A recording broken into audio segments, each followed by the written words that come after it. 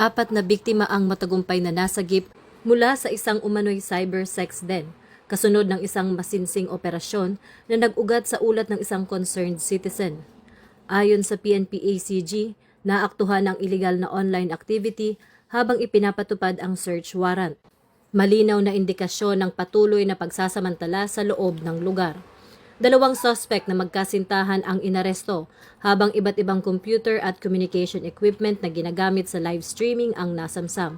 Patuloy ang investigasyon kabilang ang beripikasyon kung may iba pang posibleng biktima kabilang ang mga menor de edad. Ang mga suspect ay nasa kustodiya na ng lokal na pulisya at maharap sa kasong paglabag sa Anti-Trafficking in Persons Act kaugnay ng Cybercrime Prevention Act of 2012.